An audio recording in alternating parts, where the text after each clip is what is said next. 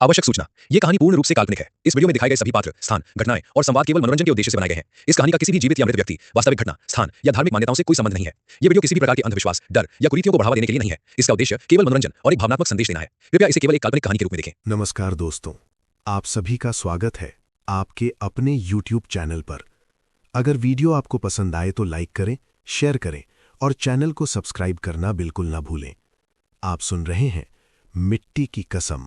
सूरजपुर गांव का नाम सुनते ही मन में एक साधारण सा चित्र उभर आता था। कच्ची गलियां, पीपल का पुराना पेड़, मिट्टी से सने घर और लोगों के चेहरों पर सादगी। ये गांव किसी बड़े नक्शे पर शायद ही दिखाई देता, लेकिन इस गांव की मिट्टी में देशभक्ति रची बसी थी।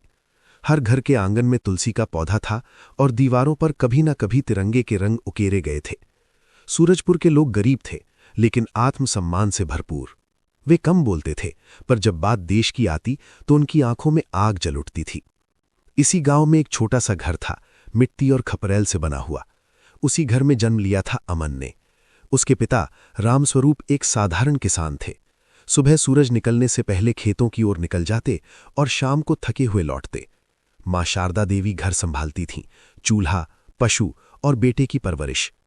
घर में ज्यादा सामान नहीं था, लेकिन संस्कारों की कोई कमी नहीं थी। अमन बचपन से ही अलग था।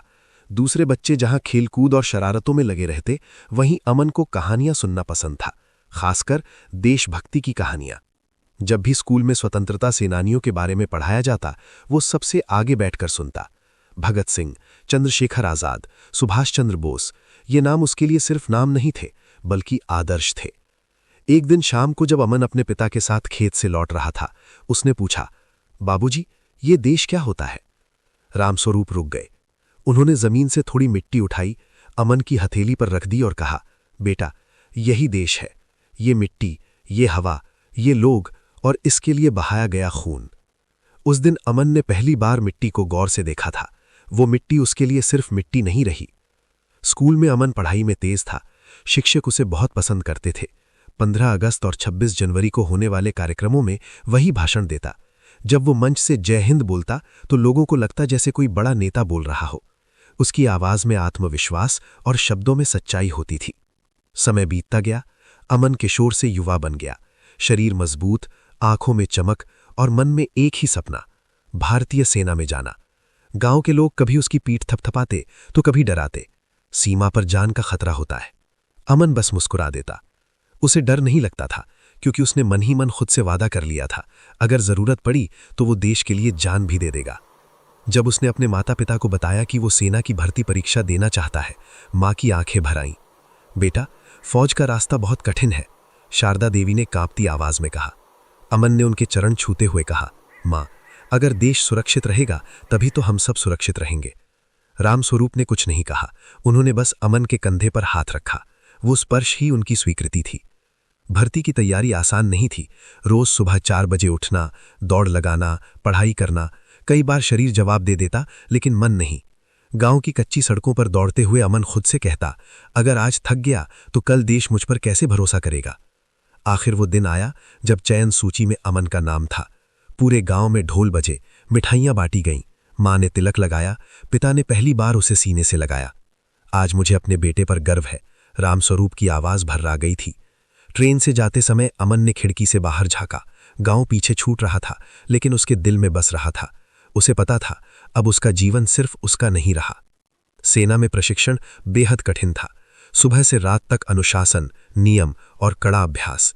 कई साथी बीच में ही हार मानकर लौट गए, लेकिन अमन नहीं रुका।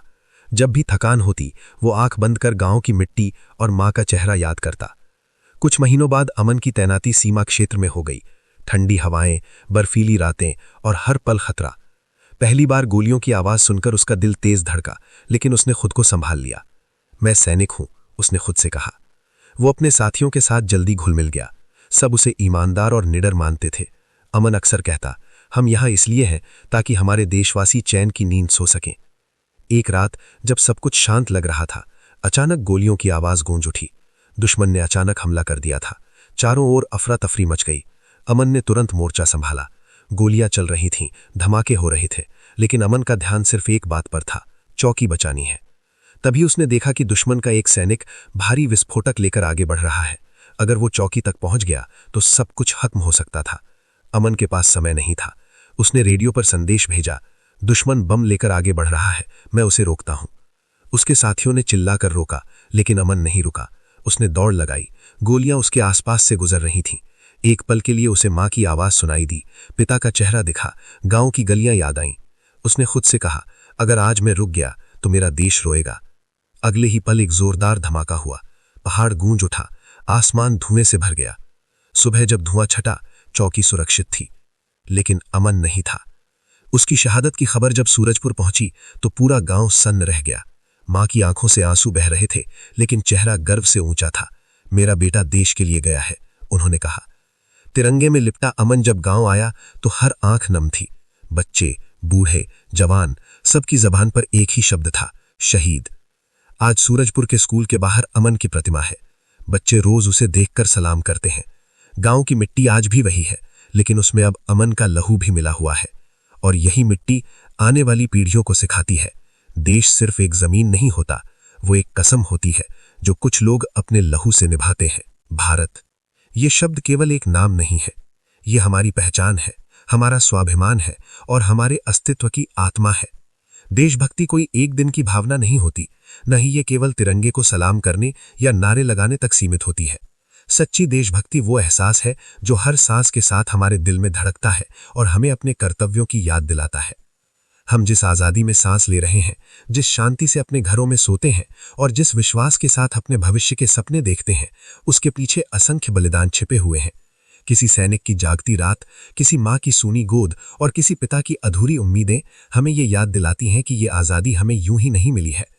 जब हम गर्व से कहते हैं कि हमारा भारत महान है, तब हमें यह भी समझना चाहिए कि उसकी महानता त्याग, संघर्ष और बलिदान की नींव पर खड़ी है।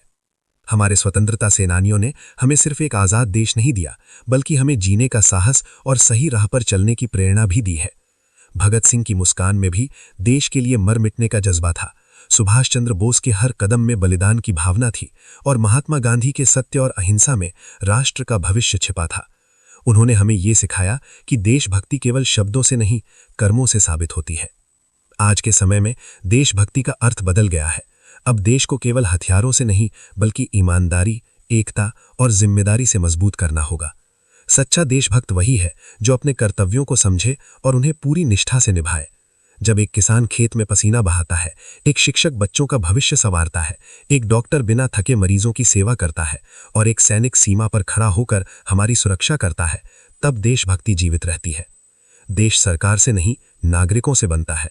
अगर हम नियमों का पालन करते हैं, समाज में भाईचारा बनाए रखते हैं और एक दूसरे का सम्मान करते हैं, तो यही देशभक्ति का सच्चा रूप है। सड़क पर कचरा ना फैलाना, बेटियों को समान अधिकार देना, जरूरतमंद की मदद करना और नफरत के बजाय प्रेम फैलाना, ये सभी छोटे छोटे कार्य मिलकर एक मजबूत राष्ट्र की नींव रखते हैं। आज हमें ये समझना होगा कि देश से प्रेम केवल भावना नहीं, बल्कि जिम्मेदारी भी है। हमें अपने देश को बेहतर बनाने के लिए आगे बढ़ना होगा, न कि केवल शिकायतों तक सीमित रहना होगा। जब हर नागरिक ये सोच लेगा कि देश पहले है और मैं बाद में, तब भारत को दुनिया की कोई ताकत रोक नहीं पाएगी। अंत में मैं यही कहना चाहूंगा कि हमें अपने शब्दों से नहीं, अपने कर्मों से ये साबित करना होगा कि हमें अपने भारत पर गर्व है। आइए हम सब मिलकर ये संकल्प लें कि हम अपने देश की गरिमा को बनाए रखेंगे और आने वाली पीढ़ियों के लिए एक मजबूत, एकजुट और स्वाभिमानी भारत छोड़कर जाएंगे। जय हिंद, जय भारत।